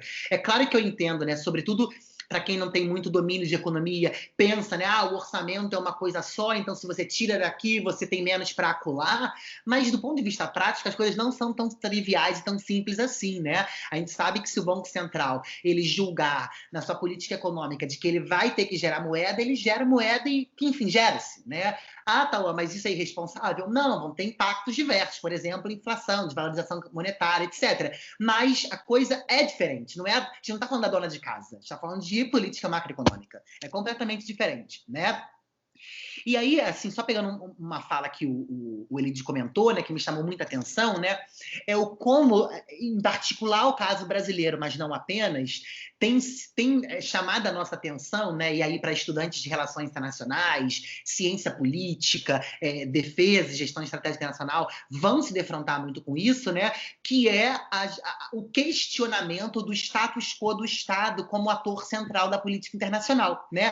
Por quê? Porque a gente tem visto, né, a necessidade de olhar, e esse nosso webinar dessa semana, né, é olhar um nível acima do Estado, né, eu diria, não vou dizer supranacional, porque não é necessariamente isso, mas, enfim, de um conjunto de estados, né, o nível dos estados abaixo dele, por assim dizer, né, muito resumidamente, e o nível dentro dos estados, né, subnacionais, né? Então, por exemplo, o caso brasileiro tem evidenciado o conflito que há entre estados, municípios e a União, por exemplo, né?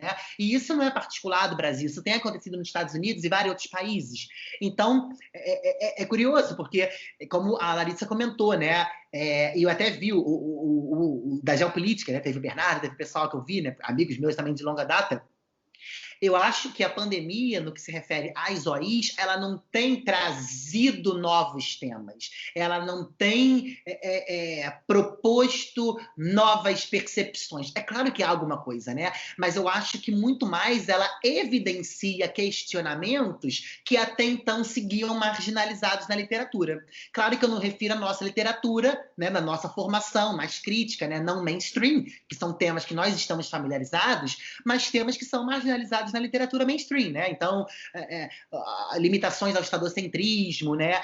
Papel de sociedade civil organizada, questionamento das OIs, enfim, né? O próprio establishment do sistema internacional. Então, eu realmente concordo de que o Covid-19 ele tem feito a gente, né, que já vinha batendo nessa tecla, realmente falar assim, né? Estão vendo, né?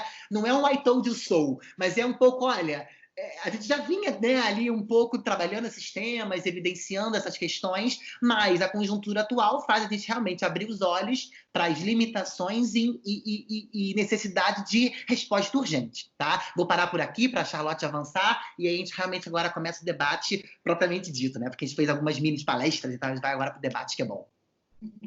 Olá, Charlotte. Passo a palavra para você. Gostei muito também agora da fala do Tauan. Você sabe que eu sou metida, né, Tauan? Então, eu sempre me enfio na economia,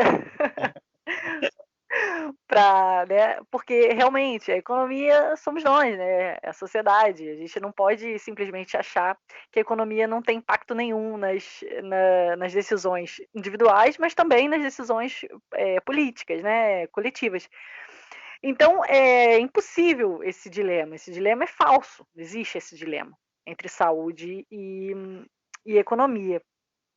E o Tauan, né, acho que a gente já dividiu algumas mesas, né? E me lembro de uma mesa que a gente dividiu lá em DG no final de 2016 sobre a PEC da morte. Lembra? E a gente discutiu exatamente. A gente discutiu exatamente esse ponto que você estava trazendo agora, que o Estado não é uma dona de casa. O Estado não deixa de comprar arroz para comprar sabão em pó.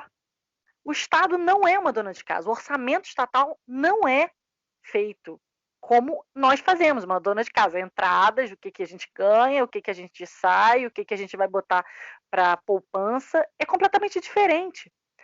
Então, também esse discurso de que, primeiro, investimento em saúde e pesquisa é gasto, é um discurso que tem que ser colocado à prova o tempo todo.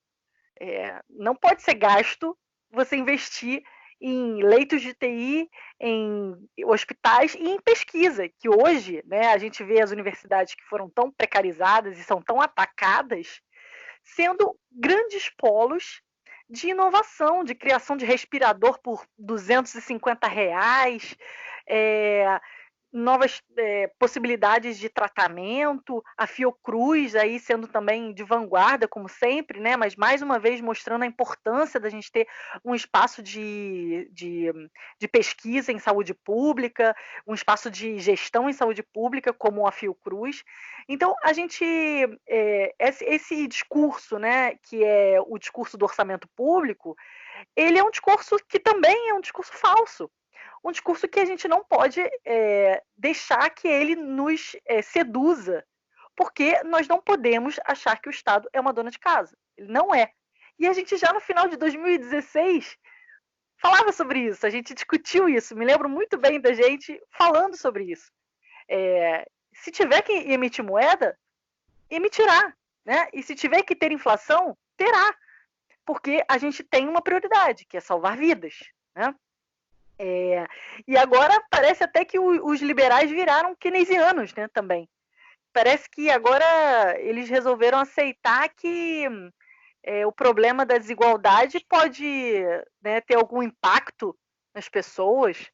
Parece que eles resolveram agora aceitar que o Estado tem que intervir na economia, né? É engraçado a gente pensar hoje como que os liberalões, né, agora estão querendo que o Estado se mova. Mas não era Estado mínimo, né? E eu acho que mais uma questão que o Elídio trouxe também, e o Tauan trouxe, aqui eu pensando sobre o que a gente conversou, e sobre o que a Larissa também nos apresentou, acho que a gente tem que sair dessa pandemia, talvez desse momento histórico, né? Não sei se vamos melhorar, se estaremos melhor ou pior, né? O Zizek acha que é um grande momento de aprendizado, podemos criar um novo comunismo, enfim, um espaço de diferentes relações. Eu acho que sim, nós podemos, temos essa oportunidade, mas esse espaço, esse momento nos evidencia a interdependência entre as pessoas, entre as economias, mas também entre as espécies. E isso vinha sendo discutido também dentro das organizações internacionais, né, como o caso, por exemplo, da ecologia, né, do meio ambiente, e fica evidente agora que a gente é interdependente, a gente está interligado. E os temas também estão interligados, né? Os temas se atravessam. Existem muitos estudos também hoje que dizem que a própria pandemia ela é um resultado de modificações genéticas, talvez presentes em agrotóxicos, em sementes transgênicas, né? Isso também não precisa ser repensado quando nós falamos sobre as organizações internacionais. Essas organizações internacionais, elas que tratam de bens que seriam bens coletivos, né, saúde e tal, elas também têm sido espaço, e aí a gente já antes da pandemia falava, mas agora eu acho que fica muito evidente, um espaço não democrático, um espaço que a sociedade civil pode ter alguma influência, mas na verdade quem influencia, principalmente na OMS, são as empresas, né, farmacêuticas, as fundações Bill e Melinda Gates, Fundação Rockefeller, as grandes fundações que financiam o orçamento da OMS, por exemplo, né? E eles escolhem as agendas. Quem dá o dinheiro, né? There's no free lunch, não é isso? Então, quem financia escolhe a agenda. Vamos colocar mais dinheiro para pesquisas nesses temas, que são temas de saúde, por exemplo, de classe média alta, né? Esse tipo de remédio é um tipo de remédio que tem uma lucratividade maior, então a gente pesquisa nesse espaço, né, de conhecimento. E outra, o conhecimento também tem sido monetizado, né?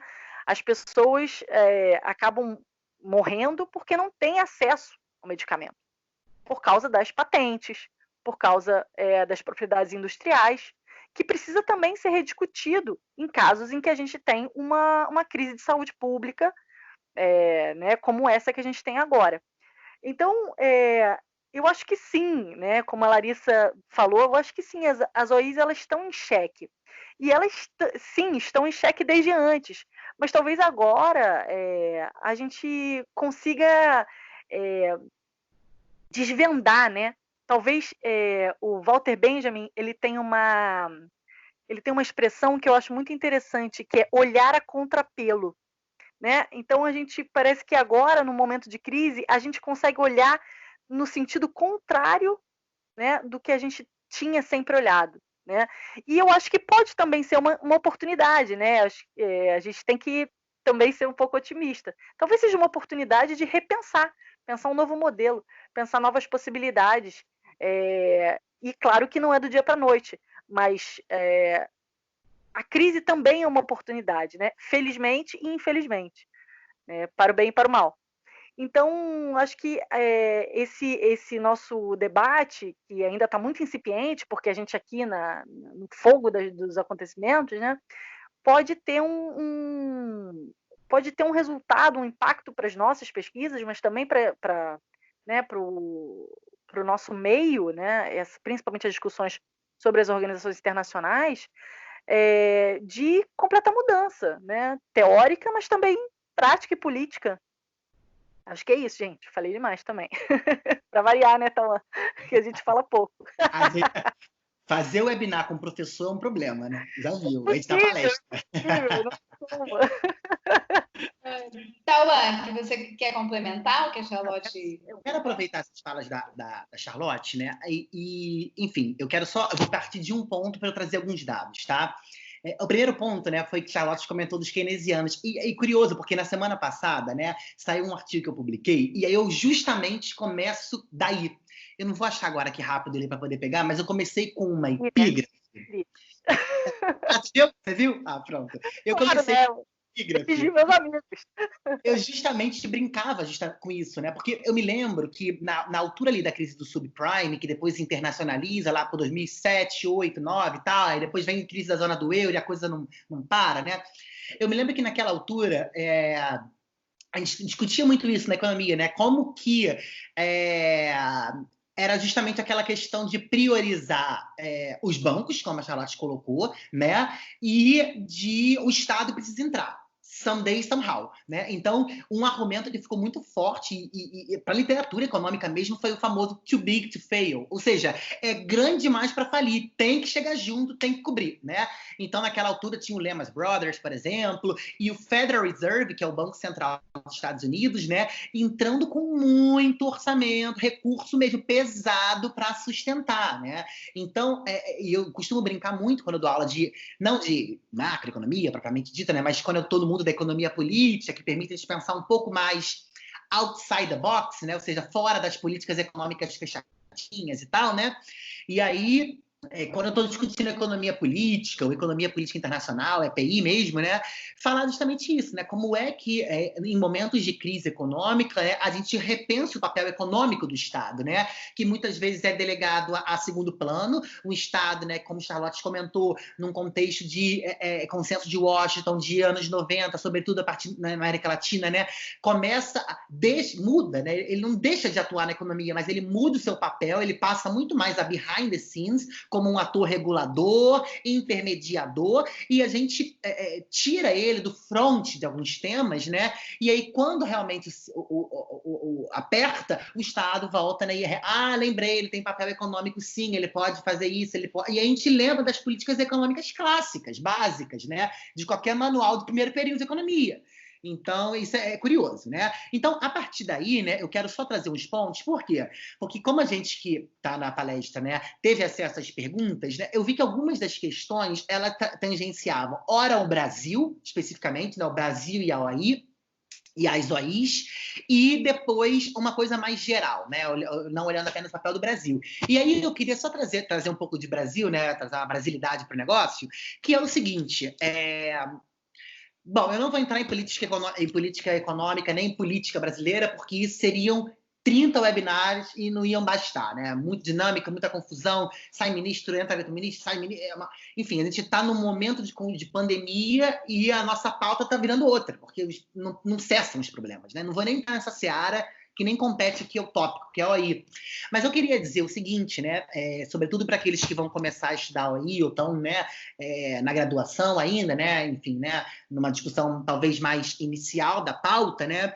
O Brasil, ele participava, por assim dizer, até alguns anos, né, de diferentes iniciativas regionais, né, que na área de relações internacionais muitas vezes são deslocadas de OI, né? Eu falo que RI empacota tanto que a gente acha que são mundos distintos, mas OI, regionalismo, cooperação, política externa, tudo tem interface, né? Tá tudo muito amarrado.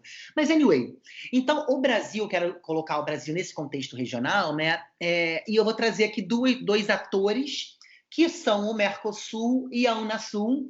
O Mercosul, eu me lembro, eu e Larissa, sei lá, uns 5, 6 anos, não sei, né?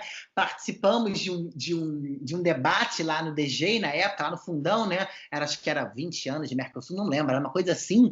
E a gente realmente, já naquela altura, já vendo assim, a coisa não anda muito bem, não anda muito bem. Se a gente fizesse isso agora, socorro. Né? E aí eu quero só trazer essas duas organizações regionais, né, para a gente entender como é que o Brasil ele poderia ou não usufruir dessa inserção regional, lembrando, né, para usar o termo que eu já citei, a assimetria, né, o tamanho do Brasil na região econômica, geográfica e politicamente, né? Mas eu queria dizer o seguinte, no que se refere à Unasul, para pensar na América do Sul como um todo, né? O que é a Unasul? A Unasul é a União de Nações Sul-Americanas, né? Compreende os 12 países da América do Sul e a gente sabe, né, que apesar de todo o avanço da década passada, em particular saúde e defesa, parece até piada pronta, né? Mas em particular saúde e defesa, o Brasil saiu efetivamente da Unasul, né? E passou, isso tem pouco mais de um ano, isso foi efetivamente em 15 de abril do ano passado, e passou a integrar o Fórum para o Progresso da América do Sul, o PROSUL, né?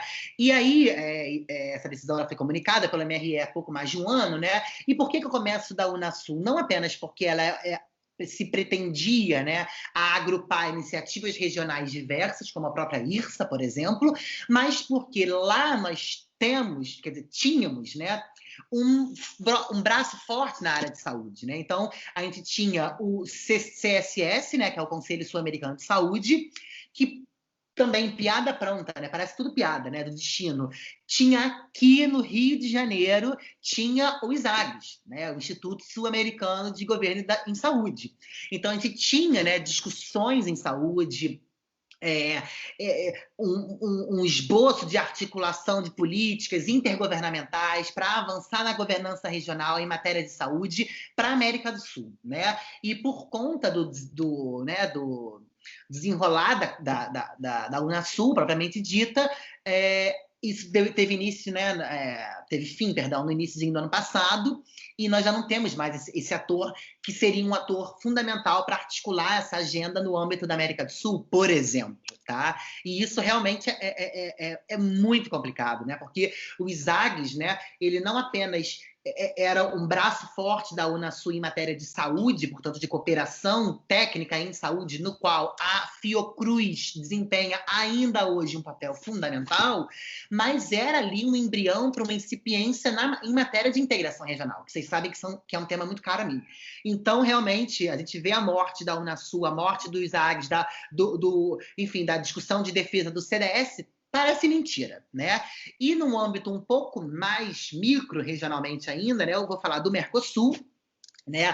O Mercosul é uma iniciativa que data dos anos 90, não vou contar a história do Mercosul. Hoje nós temos, né, a composição originária, porque teve um momento em que a Venezuela entrou, mas foi suspensa, enfim, não vem o caso aqui agora, mas nós temos também, no âmbito do Mercosul, né, uma discussão que tangencia a questão de saúde, não é prioritária, nunca foi, mas existe, né? E aí, só para trazer um dado, em 17 do mês passado, março, né, houve uma discussão no âmbito do Mercosul para compras públicas conjuntas, né, dos países Brasil, Argentina, Paraguai e Uruguai tentarem promover isso para redinamizarem o que fosse possível regionalmente, fomentar um comércio intra-regional e um tema que apareceu muito na mídia, esse sim, o controle das fronteiras, né? Me chamou muita atenção a discussão Brasil-Paraguai em particular, né? Logo teve uma resposta para isso.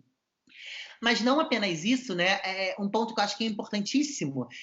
Já no início desse mês, em 3 de abril, saiu no site oficial, né, do Mercosul, que o Mercosul aprovou um fundo de emergência de 16 milhões de dólares, tá? Lembrando que o dólar, numa taxa, né, de câmbio brasileira, quase 6, é muita grana, é muito dinheiro mesmo, para direcionar exclusivamente a pesquisas para o Covid-19, tá? Da onde vem isso? Do FOSEM, que é o Fundo para a Convergência Estrutural do Mercosul, que, com a fragilidade da integração regional, né, dos processos regionais, se fragiliza, né? E nesse momento a gente vê como é relevante ter um fundo com um orçamento dedicado para essa agenda, por exemplo, né? Então, esse orçamento de 16 milhões de dólares, fundamental, né? Agora, dia 24, né? Sexta-feira passada, né? Ou seja, foi sexta à noite, então foi praticamente essa semana já, né? Eu vou trazer uma notícia meio bomba que saiu na mídia, que foi a Argentina, que rompeu com o Mercosul, né? Isso não significa que ela não é mais Estado-parte, mas ela não vai se engajar em novos tratados. Está mantido, né, o Mercosul, União Europeia. Então, assim, né, a gente consegue perceber que no contexto regional, seja via Unasul, seja via Mercosul, instrumentos tradicionais que o Brasil e os demais países poderiam fazer uso já não existe ou se existem tão limitados, né? E aí, para ampliar para o internacional, daí eu passo para a Charlotte e depois já tomo, né? Eu só quero trazer uma discussão que apareceu também já nesse mês, foi finalzinho do mês passado, foi dia 26 de março, que foi na The Economist, que é, né, uma revista assim, altamente lida e influente no mundo, no que se refere à política econômica, pelo menos, que trata, né, o atual presidente do Brasil, Jair Bolsonaro, né, com o título de Bolsonaro, presidente do Brasil brinca com a pandemia, né? Então, sem fazer qualquer juízo de valor aqui, porque eu acho que isso abre interpretações múltiplas, né? O que eu quero dizer aqui é como que a sociedade internacional e a comunidade internacional têm interpretado pronunciamentos públicos e as tardias políticas que têm sido levadas a cabo no caso brasileiro. Isso não significa dizer que elas não tenham sido debatidas, mas o que a gente percebe hoje é que do momento do debate até a efetiva implementação das políticas tem tardado muito, né? Então, Charlotte comentou há pouco, né, dos míseros R$600, né, por família, podendo chegar a 1.200 em alguns casos particulares. Do momento em que isso foi discutido, né, no mês passado, até isso ser implementado agora, essa semana, passou de um mês, né? Então, realmente, a gente tem que levar isso em consideração, porque a gente está falando de pessoas que dependem disso para sobreviver, né? Pessoas que foram demitidas ou que tiveram até 70% do seu salário, da sua carga de trabalho reduzidas, né? Como eu já estou tendo casos de amigos, né? A gente não está falando somente de doutores, mestres, enfim, a gente não está falando dessa sociedade, está falando da sociedade que vive de um salário mínimo, sociedade que, né, enfim, que é muito mais afetada e impactada negativamente diante dessa conjuntura assimétrica. Então, né, já fechando, né, passando para a Charlotte, eu quero dizer que do ponto de vista regional brasileiro, né, em matéria de sul-americano, a gente já não pode não pode contar com esses instrumentos, seja, né, via Unasul, seja Mercosul, de implementação de políticas, porque dedicavam parcela de seus orçamentos com fundos de convergência em momentos como esse, né? Então passo para a Charlotte, né, ou para a Larissa, se quiser comentar, e depois eu trago alguns dados de organizações internacionais, né, não só regionais. Aí eu vou trazer ONU, vou trazer FMI, porque a gente também está vendo limitação na política, né? Apesar de que há pacotes mais ousados, mas eu deixo isso para depois. Na verdade, assim, a gente tem um limite também de tempo, a gente já tem aqui um bom tempo de gravação, então eu vou já passar para as considerações finais. Vou passar a palavra, então, para Charlotte. A Charlotte já inicia, pode fazer as respostas, enfim, que tem para os questionamentos e para as questões levantadas pelo Tauan.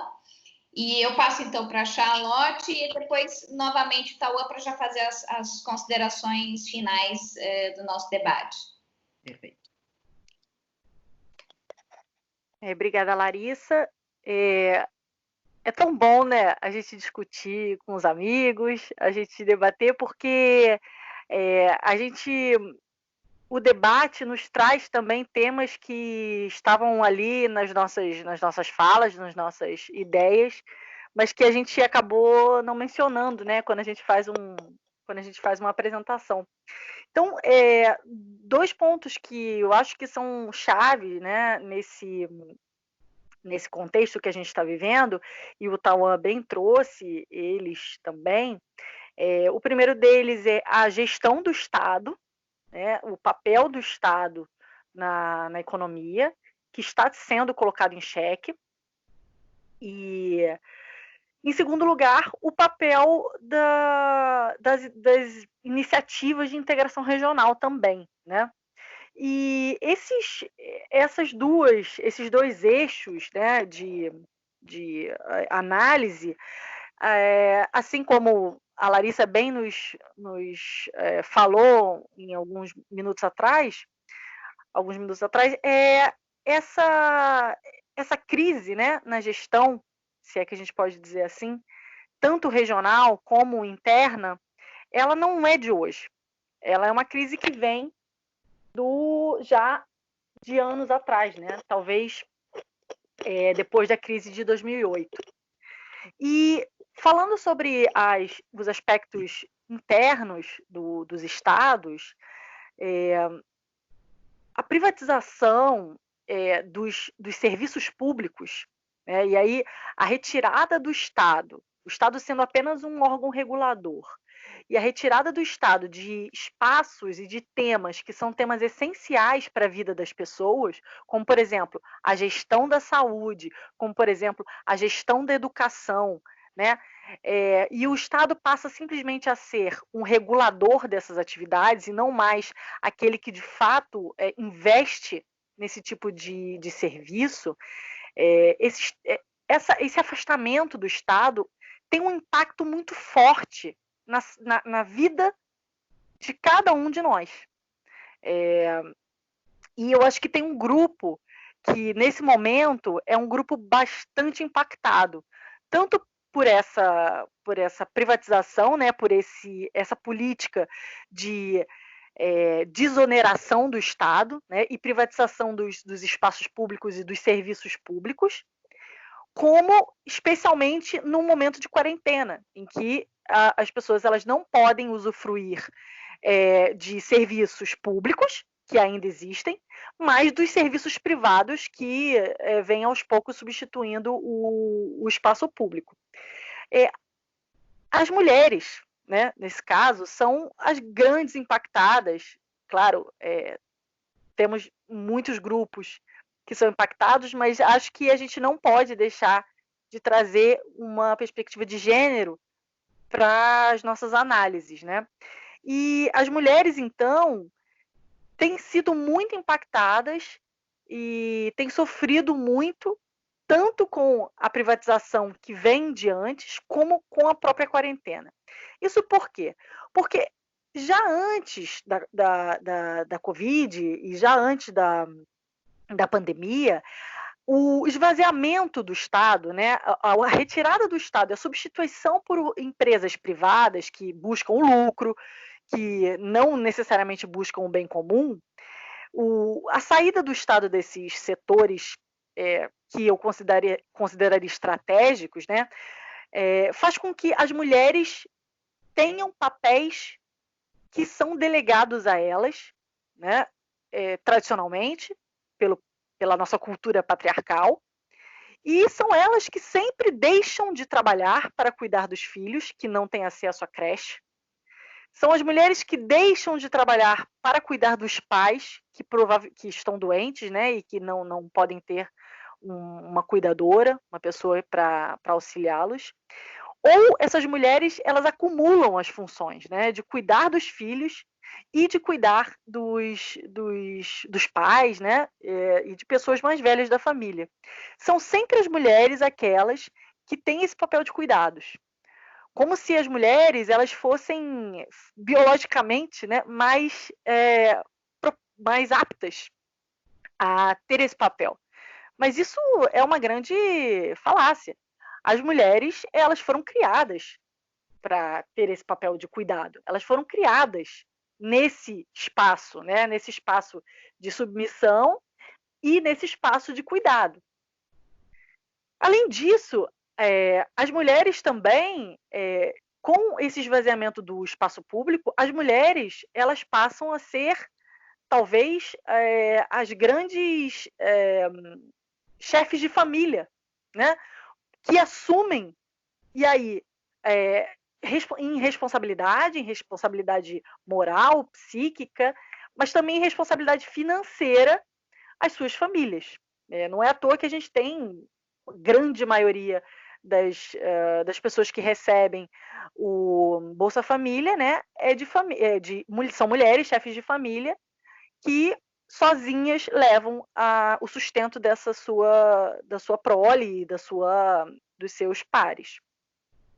Além disso, a privatização e a saída do Estado também traz à tona o trabalho informal, né? A uberização do mercado de trabalho. E o que é essa uberização do mercado de trabalho?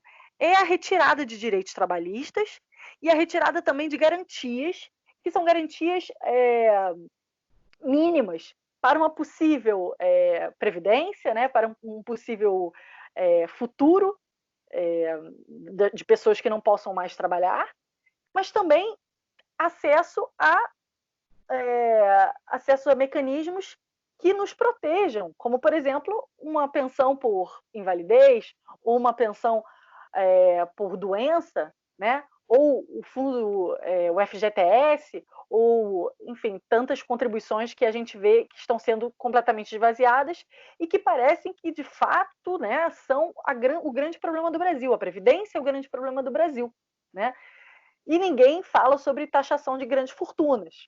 O problema do Brasil é o coitado da pessoa que paga o seu FGTS, o INSS, as empresas coitadas são as grandes afetadas por isso. Então, as mulheres também são afetadas por esse trabalho informal. Primeiro, porque elas são, ainda hoje no Brasil, aquelas que têm menos preparação acadêmica, profissional, né? No sentido de que tem menos tempo de estudo. Isso vem mudando no Brasil e a gente fica muito satisfeito de entrar numa universidade, numa sala de aula e ver que a maioria dos nossos alunos são mulheres, né? E isso é uma alegria enorme. As mulheres já estão também ocupando espaços enormes na pós-graduação e na própria academia, mas elas ainda assim são aquelas que têm que abandonar o estudo para cuidar da família, né? Porque estão nesse papel de cuidado. Além disso, a pandemia trouxe um dado muito relevante. As profissionais de saúde são mulheres. As enfermeiras, a grande maioria das enfermeiras, né, a grande maioria de médicos do sistema público são mulheres. Então, esse grande público, esse grande contingente de heróis, né, que hoje estão morrendo e que estão aí no fronte de batalha, para a gente mais uma vez voltar a essa narrativa da guerra, é de mulheres.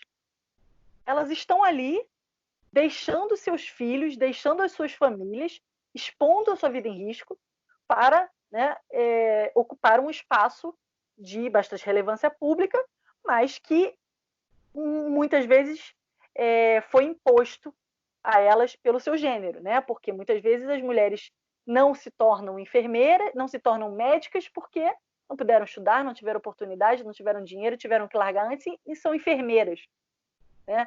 Tem muitas mulheres que acreditam que não têm capacidade, por exemplo, para ocupar um espaço de grande responsabilidade. Então, a gente, sem desmerecer qualquer tipo de profissão, a gente sabe que o estigma da mulher, da fragilidade feminina, está também inserida nas carreiras dos cuidados e nas carreiras da saúde. Além disso, a gente ainda tem o trabalho doméstico não remunerado, que, segundo a Silvia Federici, no livro dela Caliban e a Bruxa, o sistema capitalista foi forjado dentro, né, com base nesse trabalho não remunerado. Então, se nós não tivéssemos as mulheres passando as roupas, criando a sua prole, fazendo a comida, né, limpando a casa, a gente não teria o self-made man. A gente não teria aquele trabalhador ideal para ir à fábrica ou à empresa, trabalhar 12 horas por dia e voltar para sua casa. É essencial, essa mão de obra feminina é essencial, e sem ela, o sistema capitalista de self-made man e de movimentação econômica de exploração do homem pelo homem não poderia acontecer. Eu acho que essa foi uma grande sacada dela. Então, se vocês tiverem interesse, é um livro bastante robusto assim, nesse sentido, Caliban e a Bruxa, da Silvia Federici.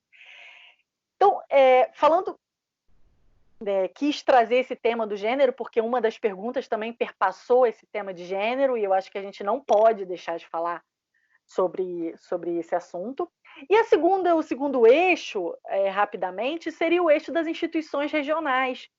E não é à toa que os mecanismos regionais falharam, né? Especialmente os mecanismos. Quais mecanismos?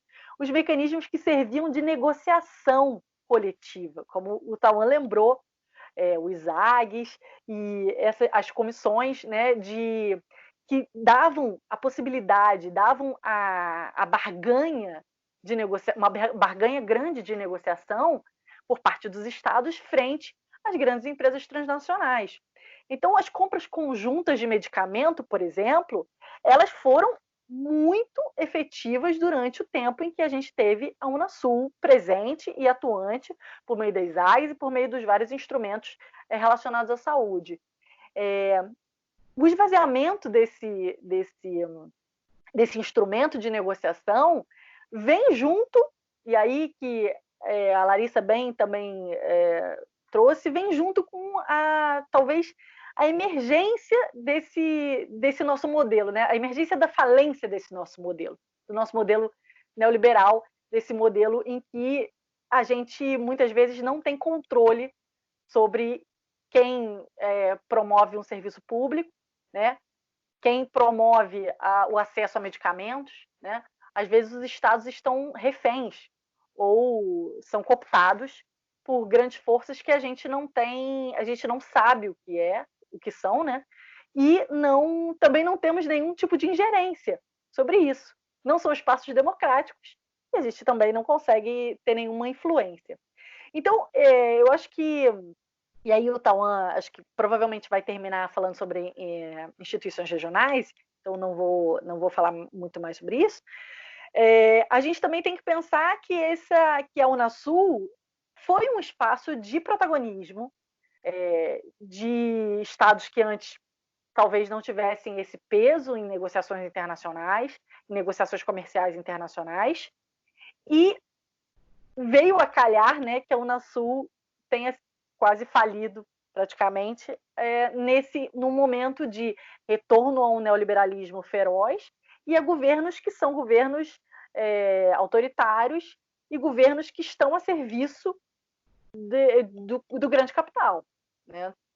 Então, é basicamente com isso que eu queria terminar, e queria agradecer muito a Larissa, a Dani, ao Elídio e ao querido amigo Tauan também pela oportunidade, e fico à disposição se os alunos também quiserem mandar novas perguntas para a gente, posso passar meu e-mail e para que a gente discuta, porque eu acho que isso aqui é uma construção que a gente tem feito diariamente, né, com esses pequenos artigos que a gente vai escrevendo e vai lendo, e acho que todos podem contribuir também nessa discussão. Obrigada. Com certeza. Obrigada, Charlotte. Tauan, para suas considerações finais. Vou só pegar aqui o gancho da Charlotte, né, para minha fala ter pé e cabeça, né, do gênero, né, porque a gente sabe que teve uma questão especificamente sobre isso. Eu vou pegar a questão do gênero justamente para entrar na ONU e aí pular nas OIs internacionais mesmo, né, assim, sem ser o recorte regional, né. Uma das questões que algum dos estudantes sugeriu, né, foi justamente discutir o papel da ONU Mulheres, né. E aí, assim, eu talvez vá até ampliar um pouco, né, para não olhar só a ONU Mulheres, mas assim, as diferentes agências da ONU, né? A ONU é um super sistema, várias agências, eu mencionei só alguns quer dizer, alguns, né, na minha apresentação, falei de UNFCCC, falei de PNUD, falei de PNUMA, Conselho de Segurança, enfim, há várias, né, agências e outros arranjos, por assim dizer, né? Mas no que se refere à pauta da ONU Mulheres, eu queria destacar o seguinte, né? A pauta de gênero tem sido bastante evidente, né? E acho que a fala da Charlotte foi muito clara agora, né? Como é que as mulheres são mais afetadas nessa conjuntura, né? Não apenas por uma conjuntura de Covid-19, mas em momentos adversos em que elas muitas vezes seguram a barra das atividades domésticas, de criação de filho, divisão de trabalho-casa, aquela coisa toda, né? Pois pronto. E aí, eu queria só dizer que o site oficial da ONU Mulheres Brasil, né, enfim, site português, ele criou uma aba, né, dedicada à Covid-19, então tem bastante conteúdo ali sobre isso, né? E aí, um ponto que é importante na terça-feira da semana passada, agora, né, dia 21, a ONU Mulheres, ela fez um chamado, assim, né, realmente evidenciou a necessidade de o próprio setor privado, né, já não chamando estados propriamente dito, mas outro perfil de ator, né, levar em consideração a pauta de gênero no que se refere à Covid-19, né? E aí, bom, certamente tem muito a ver aqui a questão de, por exemplo, demissões, carga horária, enfim, né, direitos trabalhistas, etc. Tá? Então, é claro que eu não vou trazer aqui todo o documento que está proposto, está lá disponível, né? Mas eu queria só destacar que realmente essa agência tem, de alguma maneira, se movimentado no sentido de evidenciar a pauta. Tá? E aí, bom, uma vez que entrei em ONU Mulheres, entrei na ONU, fiquei. Não, só rapidinho antes da ONU Mulheres, né?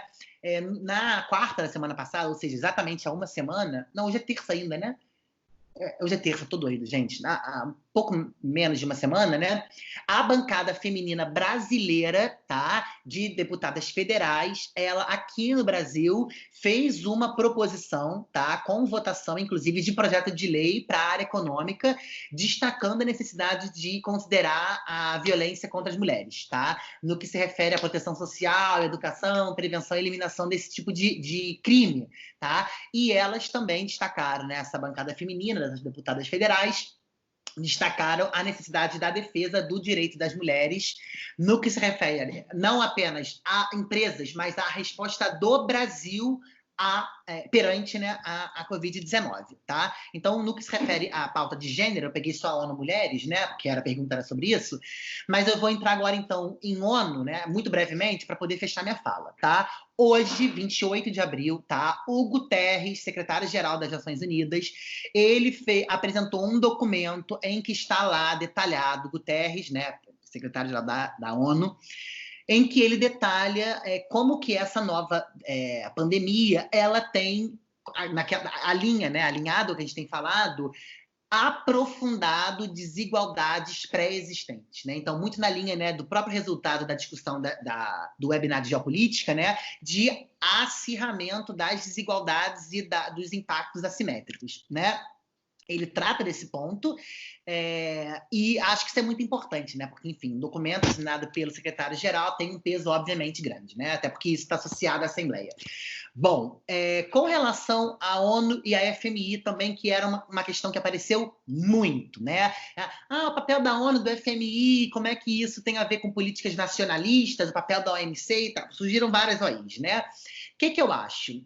Eu acho que nesse contexto, né, sobretudo o pós-crise, né, o pós-Covid-19, né, e esperamos que ele seja o mais recente, mas ninguém sabe se vai ser daqui a um mês, 2, 3, 4, como vai ser isso, né?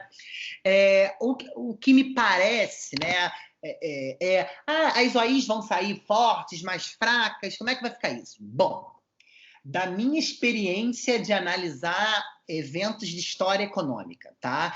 Me parece que, pelo menos no curto prazo, elas vão ser muito questionadas e vão haver políticas no movimento de nacionalismos, né? Eu sempre uso muito esse argumento quando eu estou dando aula de história econômica, que toca nesse ponto, né? Que é em conjunturas de farinha pouca, meu pirão primeiro, né? Ou seja, vai haver sim, imagino eu, uma tendência ao maior protecionismo, as políticas olharem para dentro para tentar dinamizar, né, e fazer frente aos impactos que não são poucos, tá? A economia brasileira, não vou poder entrar nisso aqui agora, posso também depois disponibilizar, né, no link lá do YouTube, peço para a Larissa e para a Dani colocarem lá nos créditos.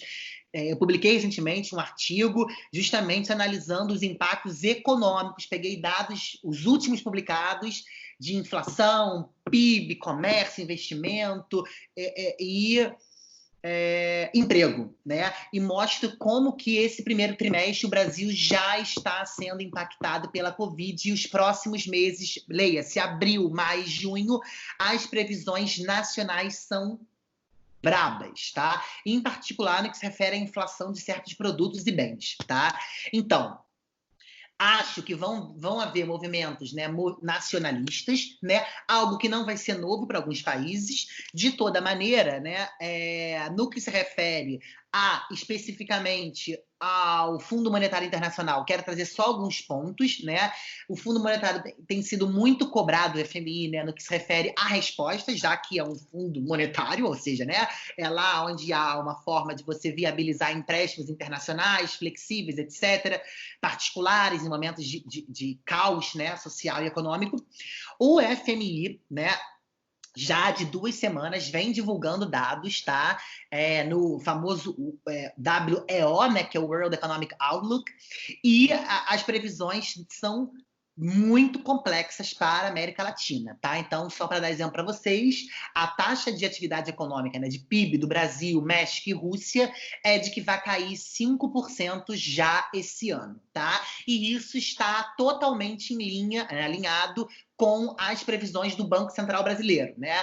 Há 2 semanas saiu o boletim Focus, é um boletim publicado pelo Comitê de Política Monetária do Banco Central, e eles também fizeram previsões de queda muito, como eu posso dizer, conservadoras, muito conservadoras. Eu não tenho dúvida de que os próximos boletins Focus vão puxar muito para baixo essa queda, tá? A queda vai ser muito maior do que se imagina, tá? Só a título de exemplo, né? Eu fiquei, 5% é muito, é pouco? Fui olhar o relatório e a média para os países emergentes em desenvolvimento é tão apenas queda de 1%. Tá? Então, a gente está com uma queda 5 vezes maior do que a média dos países em desenvolvimento. Esse dado não é pouca coisa, tá? Dia 16, semana passada, o diretor de América Latina do FMI, Alejandro Werner, botou: podemos enfrentar uma nova década perdida na América Latina. Década perdida fazendo referência, obviamente, à década de 80, em que houve drama na política econômica e social dos países da América Latina, tá? Terça-feira passada, dia 21, houve uma reunião do FMI, tá? Em que o FMI, junto com outras entidades de financiamento internacional, estão pensando como facilitar financiamento a fundos regionais para fazer frente à crise. Essa semana, ontem, dia 27, tá? Disponibilizaram até no site, tem um vídeo, eles tratam de Global Economic Crisis, e, enfim, eu assisti o vídeo, boa parte do vídeo, é até curioso, né, porque aparece um termo-chave da ciência econômica, leia-se, incerteza, né? Então, os diretores das diferentes agendas, das diferentes frentes do Fundo Monetário, colocando, olha, o cenário é de muita incerteza, então, realmente, a gente não tem muita clareza do que vai ser, mas eles anteciparam alguns fundos de financiamento de emergência. Tá? Vou citar apenas um aqui no montante de 100 bilhões de dólares. É muito dinheiro envolvido nesse fundo de emergência, e alguns outros, por exemplo, para poder facilitar e aumentar a liquidez dos fluxos internacionais. Tá? Então tem bastante coisa no que se refere a Fundo Monetário Internacional. Tá?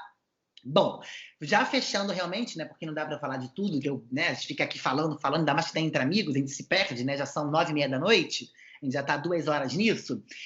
O que eu queria deixar de mensagem, né? Eu acho que, como eu falei em diferentes momentos, né, as OIs, as organizações internacionais, elas, né, como a Charlotte falou, a Elide falou e a própria Larissa, elas desempenham um papel fundamental, né, e a gente realmente não consegue pensar o mundo pós-Segunda Guerra Mundial sem falar delas, é inviável, é impossível falar de comércio sem mencionar o OMC, é impossível falar de finanças e não falar do Fundo Monetário, do Banco Mundial, é impossível falar de clima e não mencionar as agências da ONU para clima, né? Enfim, não dá para a gente pensar fora desse contexto, né? Mas o atual contexto da pandemia tem evidenciado algo que a gente já vem apresentando, que são as limitações dessas mesmas organizações, né?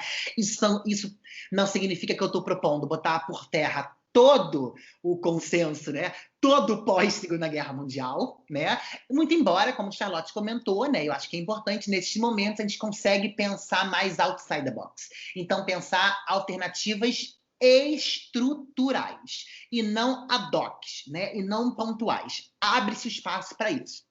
Né? É claro que a gente sabe que esses movimentos são muito marginais na história, mas essas crises servem para chacoalhar o status quo e a gente pensar um novo possível modus operandi. Então, penso que as OIs têm um papel fundamental, né?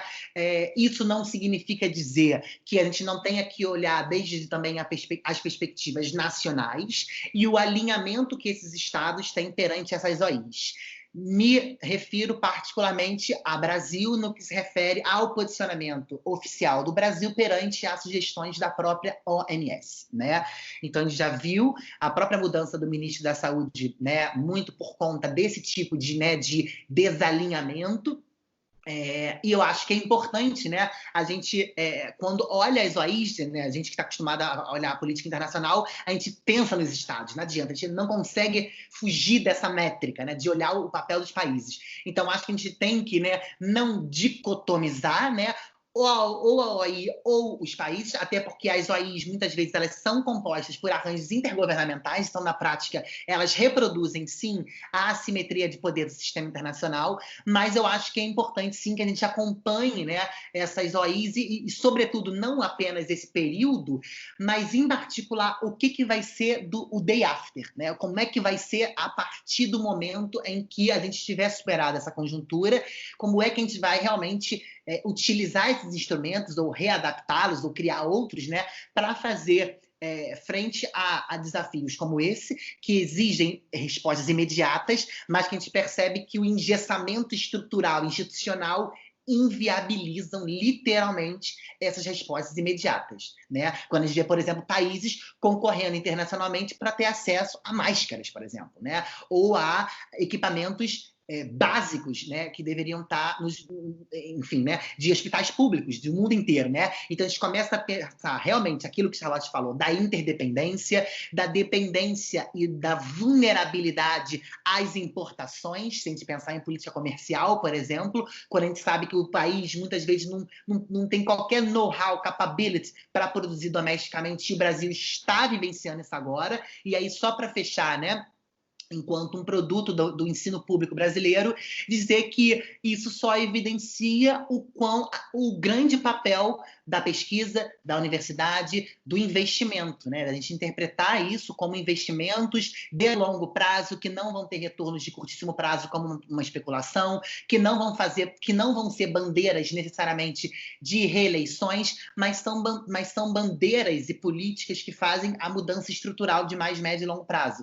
Então, justamente pelo fato de a gente já ter hoje no Brasil, e isso não é de agora, já é de alguns anos, né, um déficit, né, em saúde pública, em educação pública, a gente está lidando agora, colhendo realmente esse fruto, né, de ver os desafios da educação pública, e eu não me refiro ao ensino superior, que já tem um outro perfil, mas, por exemplo, o ensino básico, né, toda a discussão de homeschooling. Eu não sou da área da educação, embora seja um educador, mas a gente vê as limitações que há quando a gente compara, por exemplo, outros países do mundo, quando cada criança tem acesso à internet, tem um computador particular, etc, etc, né? Então, termino já com essa provocação de a gente repensar as OIs e o papel do Estado, mas, sobretudo, a necessidade de se investir em setores que são estratégicos, setores da soberania nacional, para que a gente, numa conjuntura como essa, a gente não seja pego totalmente desprevenido, né, como alguns setores da economia brasileira têm sido, tá? Agradeço muito, parabenizo Larissa, né, Dani, pela iniciativa, muito bom poder ver rostinhos, né, amigos, né, nesse período em que eu só estou vendo, né, as pessoas que estão aqui dentro de casa muito mal, um ou outro via Skype, e, enfim, sigo à disposição de vocês do IRID, como vocês sabem que eu sempre sigo, tá bom? Muito obrigado e boa noite para vocês. Gente, o debate foi fantástico, quem sabe isso tem acontecido nos nossos debates, quem sabe num outro momento a gente retome para ver como a coisa toda evoluiu, né? Eu acho que até isso é interessante, principalmente quando a gente faz algumas análises de um futuro próximo, né? Talvez seja interessante. Agradeço vocês e chegamos ao fim de mais um cenário virtual do IRID, né? Agradeço aos professores que participaram e acho que o Tauan falou isso e eu reforço e acredito que Charlotte concorde, que esse debate só é possível graças às pesquisas desenvolvidas nas nossas universidades, nos nossos institutos de pesquisa, que são públicos, gratuitos e de qualidade. Esse espaço ele é possível por conta disso, né? Muito obrigado e até o próximo seminário virtual do IRID. Tchau, tchau.